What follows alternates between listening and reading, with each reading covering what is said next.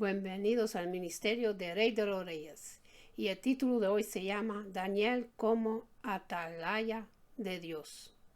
Hijo de hombre, yo te he puesto por atalaya a la casa de Israel. Oirás pues tú la palabra de mi boca y los amonestarás de mi parte. El atalaya es un centinela, un vigilante que está puesto en una torre para advertirle al pueblo acerca de los peligros que puedan acechar a la ciudad. Usando esta figura, el Señor habla acerca de sus siervos que están puestos para advertirle al pueblo acerca de los peligros que acechan sus vidas, llamarles a estar conscientes del pecado y apartarse de él. Hijo de hombre, yo te he puesto por atalaya a la casa de Israel. Oirás pues tú la palabra de mi boca y los amonestarás de mi parte.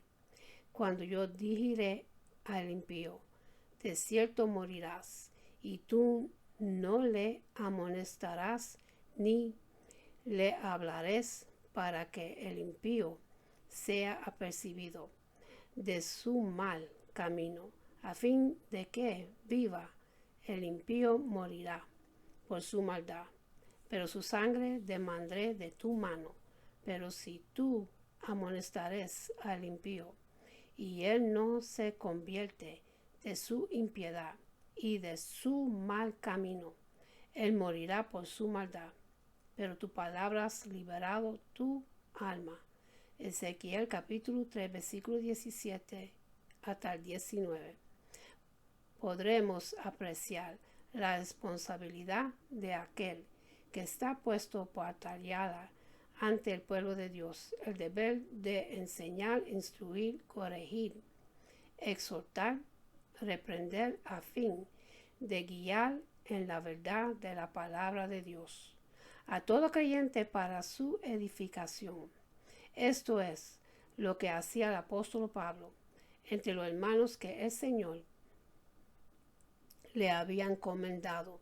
Por tanto, yo os protesto en el día de hoy que estoy limpio de la sangre de todos, porque no he rehuido anunciaros todo el consejo de Dios. El libro de Hechos, capítulo 20, los versículos 26 y el 27. Esto se refiere a una enseñanza integral en todas las áreas al fin de que el hombre de Dios sea eternamente preparado para toda buena obra. Tenemos la responsabilidad de hablar la palabra de Dios para la salvación de todos los que nos oigan. La responsabilidad de recibirla es de los oyentes, pero nuestro deber es ser fieles al Señor, hablando lo que Él nos ha mandado.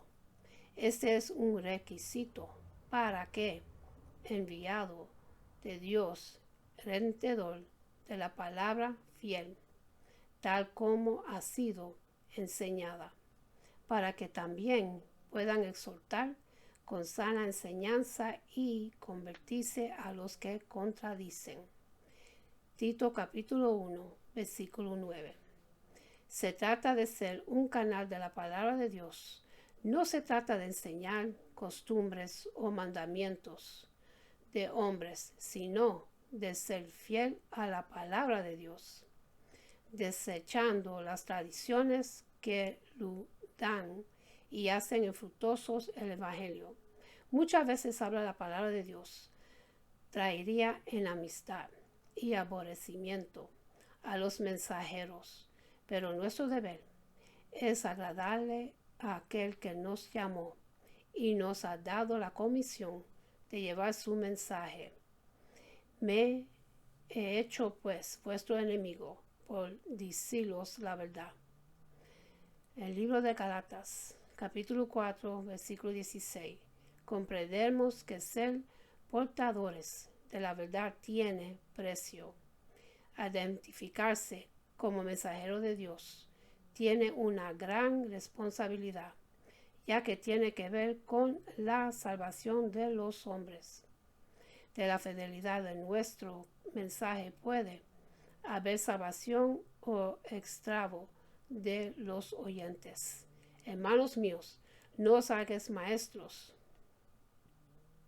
muchos de vosotros, sabiendo que recibimos mayor condenación. Santiago, capítulo 3, versículo 1. Muchos pueden desear tener multitudes escuchando sus mensajes, pero están conscientes que han de dar cuenta por cada uno de ellos. ¿Pueden un ciego guiar a otro ciego? Obedecer a vuestros pastores y sujetaos a ellos, porque ellos velan por vuestras almas, como quienes han de dar cuenta, para que lo hagan con alegría y no quejándose, porque esto no es provechoso. Libro de Hechos, capítulo 13, versículo 17. Advirtió por el propio Señor a sus discípulos de que vendrían muchos en su nombre, pero con engaño. Notemos la deposición de ir sin ser enviados por Dios. No envié yo a aquellos profetas, pero ir sin ser enviados por Dios. No envié yo a aquellos profetas, pero ellos correrán. Yo no les hablé, mas ellos profetizaban. Pero si ellos hubieran estado en mi secreto, habrían hecho oír mis palabras a mi pueblo, y lo hablarán, hecho volver de su mal camino y de la maldad de sus obras. El libro de Jeremías, capítulo 23, versículos 21 hasta el 22.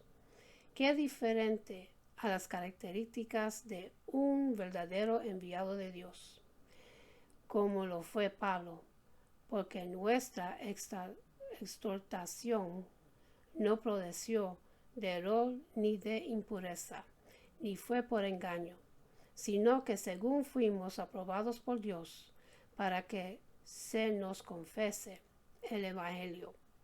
Así hablamos, no como para agradarle a los hombres, sino a Dios, que prueba nuestros corazones.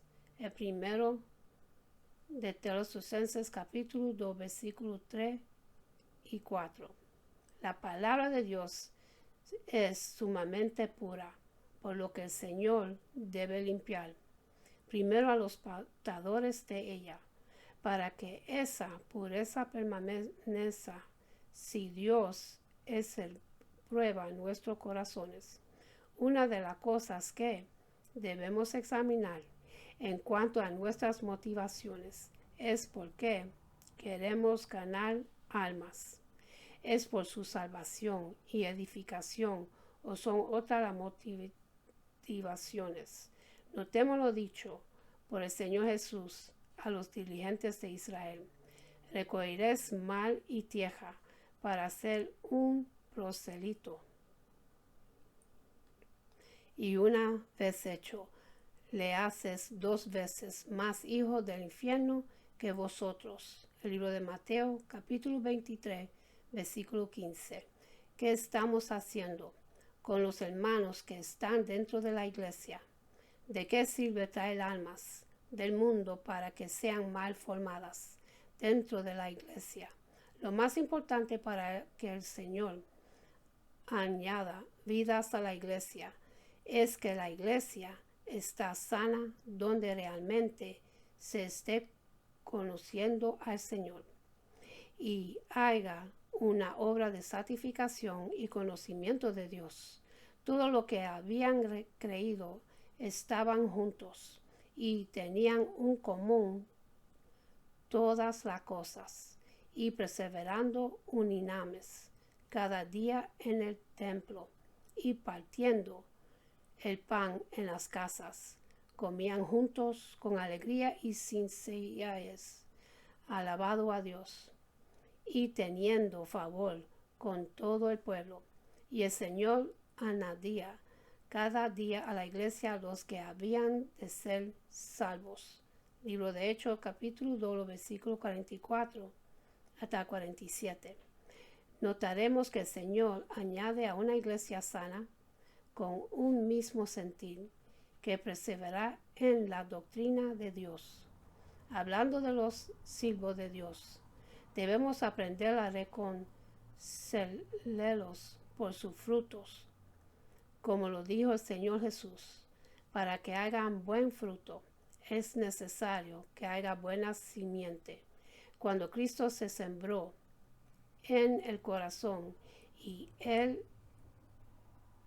es Él el que crece y se manifiesta, entonces serían más características las que estarían en evidencia.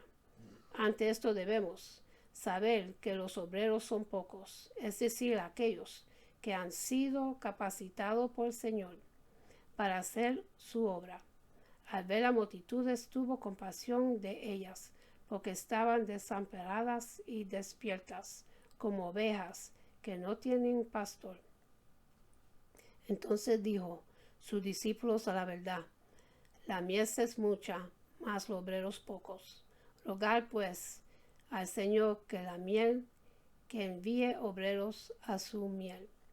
El libro de Mateo, capítulo 9, versículo 36 hasta 38.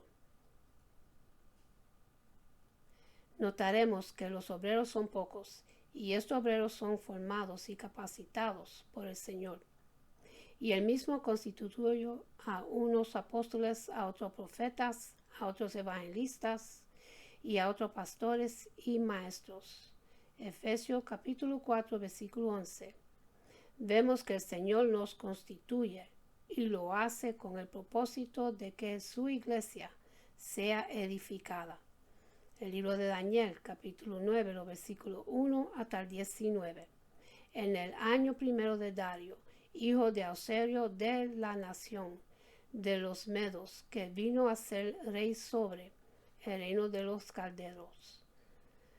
En el año primero de su reinado, yo, Daniel, miré atentamente en los libros el número de los años de que habló Jehová al profeta Jeremías, que habían de cumplirse las desolaciones de Jerusalén en 70 años. Y volvió mi rostro a Dios el Señor, buscándole en oración y ruego, en ayuno, celicio y ceneza. Y oré a Jehová mi Dios, y hice confesión diciendo: ahora, Señor Dios, grande, digno de ser temido, que guardas el pacto y la misericordia con los que te aman y guardan sus mandamientos.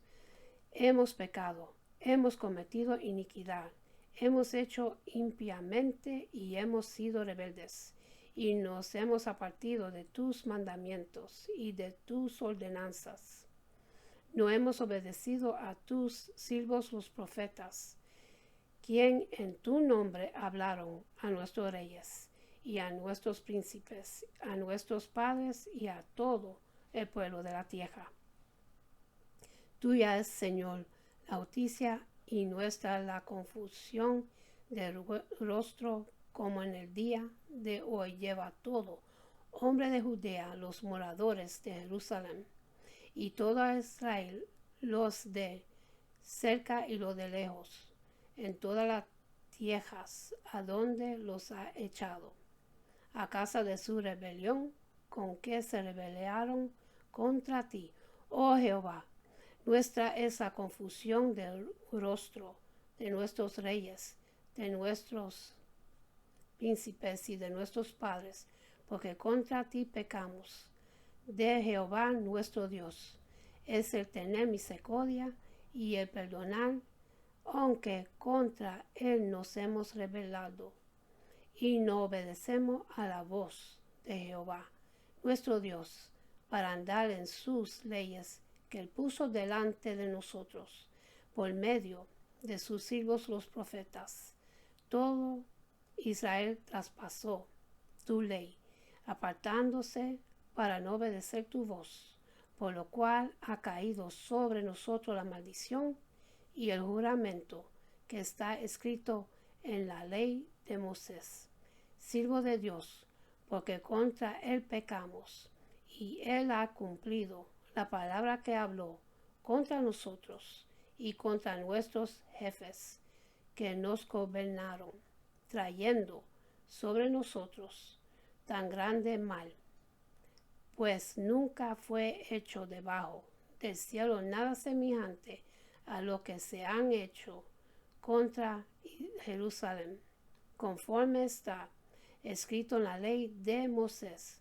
Todo este mal vino sobre nosotros y no hemos implorado el favor de Jehová nuestro Dios para convertirnos de nuestras maldades y entender tu verdad. Por tanto, Jehová veló sobre el mal y lo trajo sobre nosotros, porque justo es Jehová nuestro Dios en todas sus obras que ha hecho, porque no obedecemos a su voz. Ahora pues, Señor, Dios nuestro, que sacaste tu pueblo de la tierra de Egipto con mano poderosa y te hiciste renombre cual lo tienes hoy. Hemos pecado, hemos hecho impiamente. Oh Señor, conforme a todos tus actos de justicia, apártase ahora tu ira y tu furor de sobre tu ciudad Jerusalén, tu santo monte, porque a causa de nuestros pecados y por la maldad de nuestros padres, Jerusalén y tu pueblo son el oprobio de todos en derredor nuestro. Ahora pues, Dios nuestro, oye la oración de tu siervo y sus ruegos, y haz que tu rostro resplandece sobre tu santuario asolado, por amor del Señor. Inclina, oh Dios mío, tu oído, y oye, abre tus ojos, y mira nuestras desolaciones, y la ciudad sobre la cual es invocado tu nombre, porque no elevamos nuestros ruegos ante ti, confiados en nuestra justicia, sino en tus muchas misericordias. Oye, Señor, oh Señor, perdónanos, presta oído, Señor, y hazlo, no tardo por amor de ti mismo, Dios mío, porque tu nombre es invocado sobre tu ciudad y sobre tu pueblo. Antecedentes históricos. El profeta Jeremías, antes de la deportación, profetizó que por 70 años Judá iba a ser captivo de los caldeos. Toda esta tierra en Judá sería puesta en ruinas y en espanto, y servirían estas naciones al rey de Babilonia 70 años, y eso está en Jeremías capítulo 25 versículo 11. Pero después de este tiempo iban a ser restaurados y devueltos a su lugar, porque así dijo Jehová: cuando en Babilonia se cumplan los 70 años, y os visitaré y despertaré sobre vosotros mi buena palabra para hacerlos volver a este lugar. Jeremías capítulo 29 versículo 10. La palabra del Señor se cumplió al detalle, como nos lo dice Esdras capítulo 1 versículo 1 tal 4.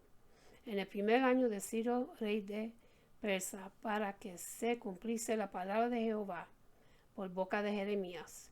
Despierto Jehová el espíritu de Ciro, rey de Persia, el cual hizo regonar de palabra y también por escrito por todo su reino, diciendo: así ha dicho Ciro, rey de Persia: Jehová, el Dios de los cielos, me ha dado todos los reinos de la tierra, y me ha mandado que le edifique casa en Jerusalén, que está en Judá. Quien haya entre vosotros de su pueblo, sea Dios con él, y suba a Jerusalén, que está en Judá, y edifique la casa a Jehová, Dios de Israel.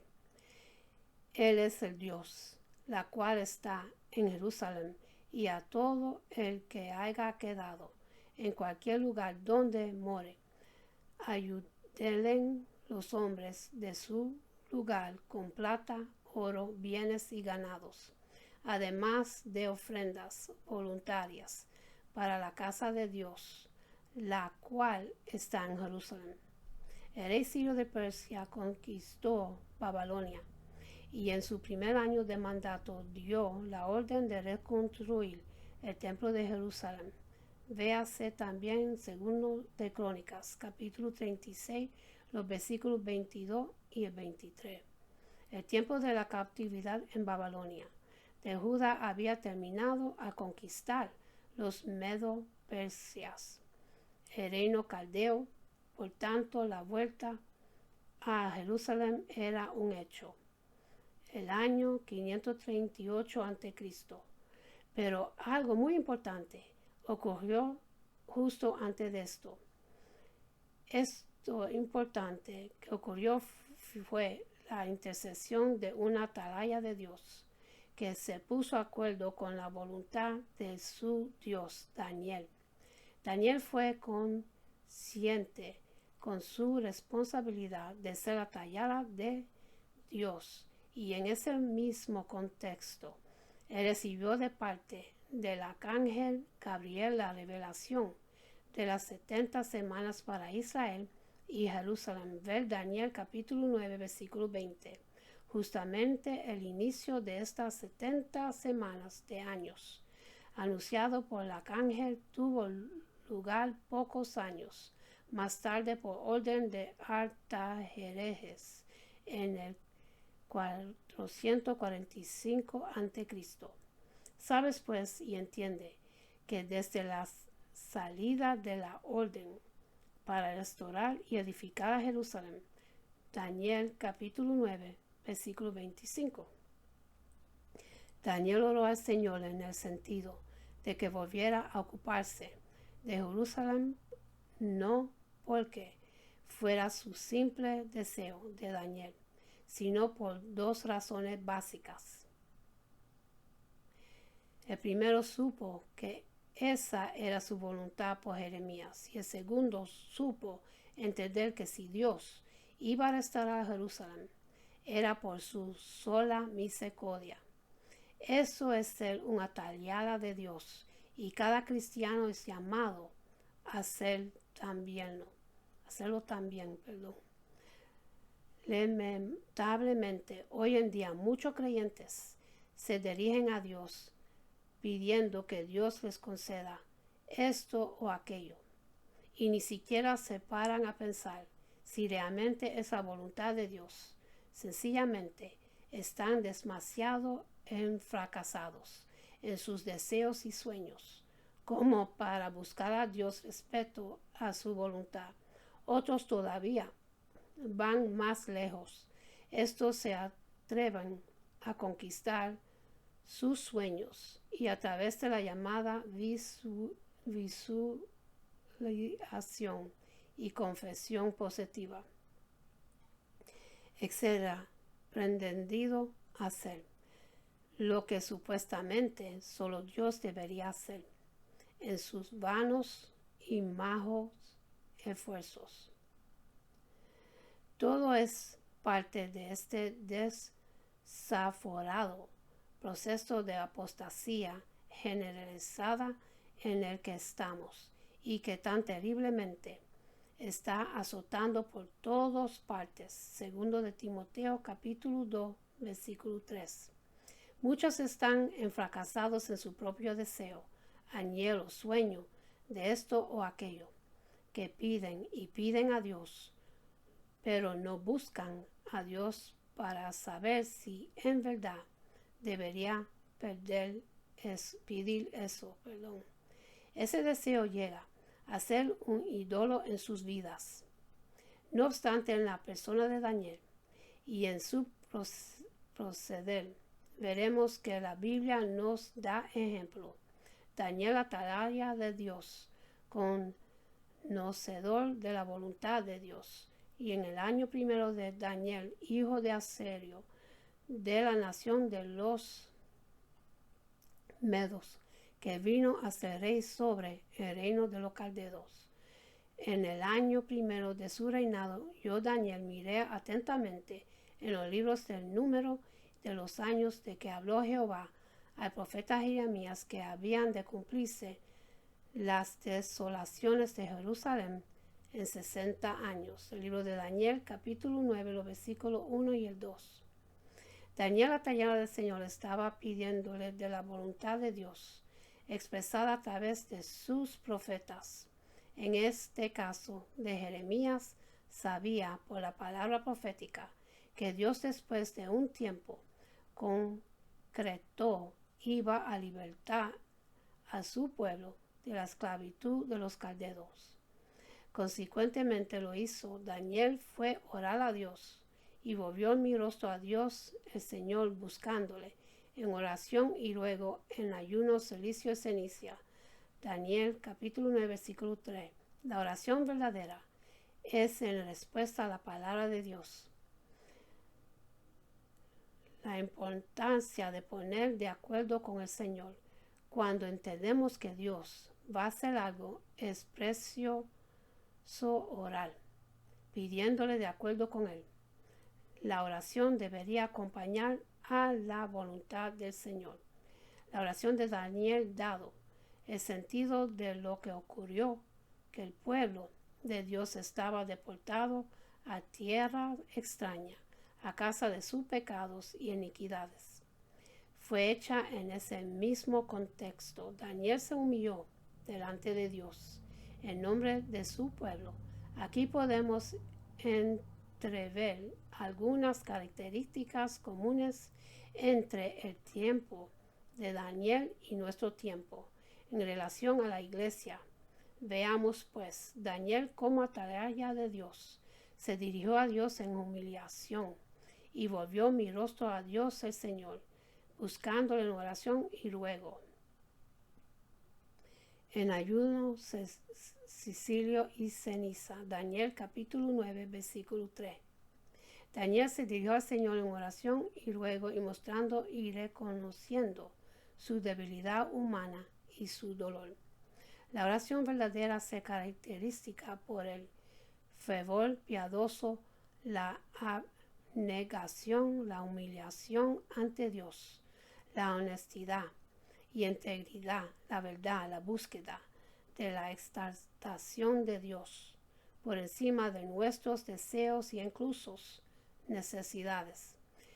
Él se dirigió a Dios desde su debilidad humana, sin fingimiento. Por lo tanto, no oró con exigencia, no pactó con Dios, no impuso condiciones, no exhibió ningún presunto mérito personal, solo es humillado ante de Dios.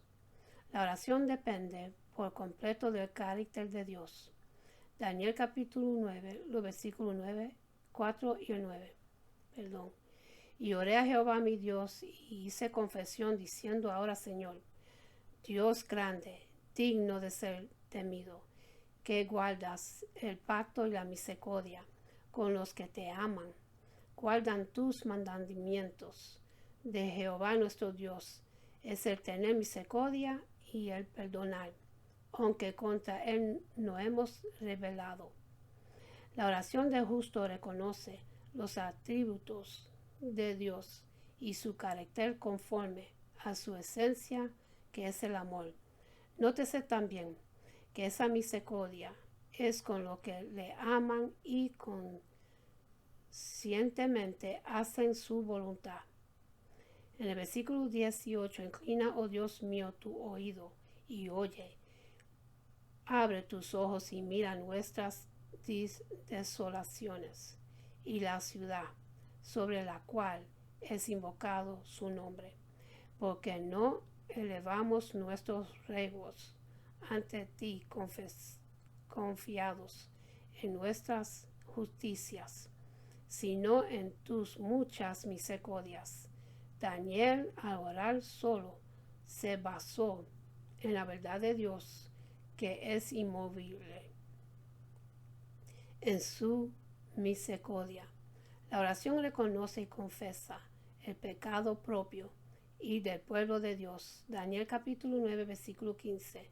Ahora pues, Señor Dios nuestro, que saque tu pueblo de la tierra de Egipto con mano poderosa y te hiciste renombre cual lo tienes hoy. Hemos pecado, hemos hecho impíamente.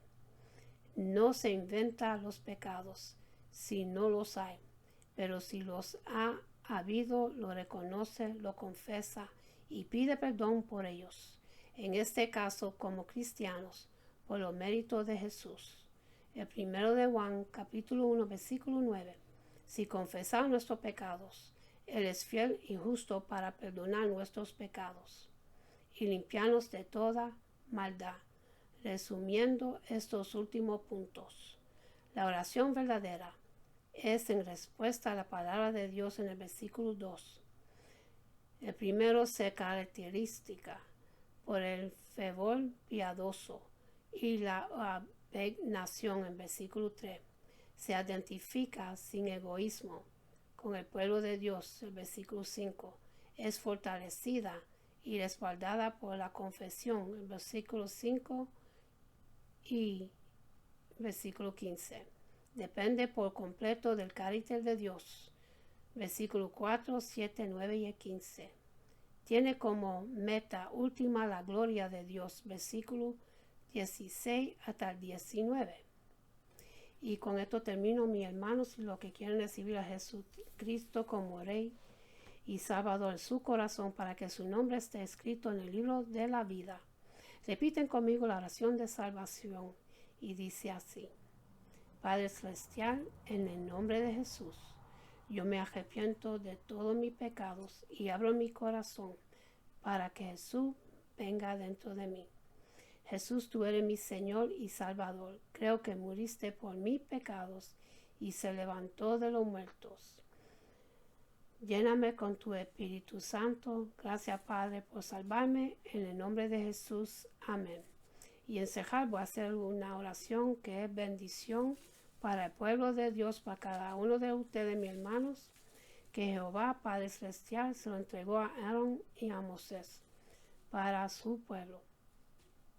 Se consigue en el libro de Números, capítulo 26, los versículos 24 hasta 26. En Números capítulo 6, los versículos 24 hasta 26. Y dice así: Jehová te bendiga y te guarde. Jehová haga resplandecer su rostro sobre ti y tenga de ti misericordia. Jehová hace sobre ti su rostro y ponga en ti paz. Con esto lo dejo, mis hermanos. Que Dios me los bendiga, me los guarde. Que tengan una buena noche, un buen amanecer. Y acuérdense a darle gracias a Dios por otro día más de vida. Y hasta la próxima. Amén.